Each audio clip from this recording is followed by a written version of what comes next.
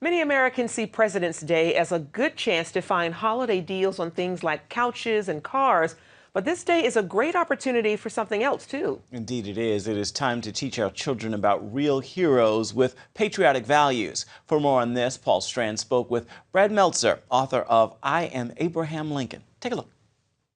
We're speaking with Brad Meltzer, who's just written this book, I Am Abraham Lincoln. Going to find out why this thriller writer is writing little kids' books. So, Brad, why? Why have you started to do a series like this? You know, I was just really tired of watching my own children look at reality TV show stars and loudmouth athletes and think they're heroes. I tell my kids all the time, that's fame, and being famous is very different than being a hero. And what I really wanted is, I said, I have so many better heroes for them. I have Abraham Lincoln and Rosa Parks and Amelia Earhart. There are heroes who can teach them real values. And what we do in the books is not just tell the story that you know about these heroes, but we show the heroes when they were kids. You see Abraham Lincoln when he's a little boy.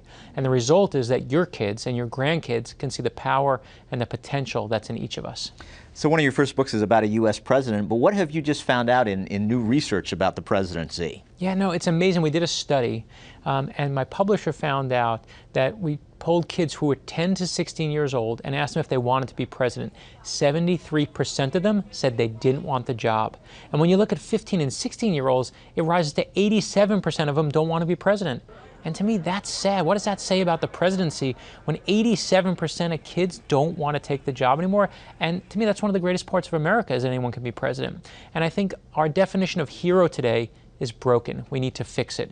And to me, these books, I want to bring those values back to really show people that you may hate the president, but you should never hate the presidency. It's one of the great things of America. So why did you focus in on Abraham Lincoln as your first president? You know, one of the things, of course, is humility and coming from nothing and really building himself.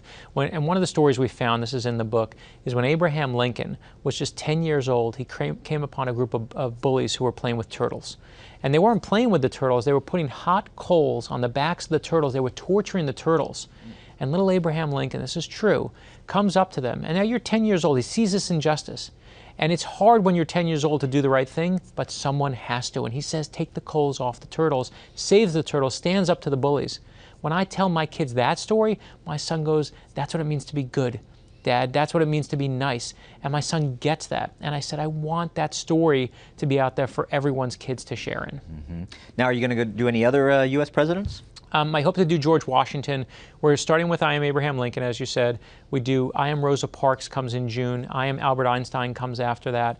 And the goal is to, again, I think it's about a value system. I think what each book you'll see stands for is a different value. So, for instance, Lincoln's on the back of the book, it says, I will always speak my mind and speak for others. And that thought of speaking for others. And for Amelia Earhart, to know no bounds and let no one stop you when you have a dream. And one of the things that was important to me, and you'll see it in the book, is we point out when Abraham Lincoln was a little boy, you know what his favorite books were? He loved Aesop's Fables. He loved Robinson Crusoe. He loved the Bible. It's important to me to put that in there. And one of the things he also loved, he loved a book on George Washington. And just to imagine this little boy who dreams of one day being George Washington, who does he grow up to be? Abraham Lincoln. And that, to me, is just, you know, one of those great lessons for our kids. Our kids, whether we like it or not, are going to pick heroes. You might as well have some say in it.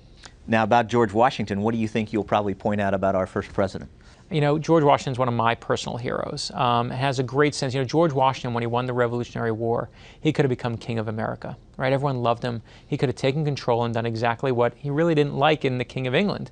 And he basically, the King of England says, what's he going to do now? And they said he's going to go back and he's going to be president. He's not going to be a king.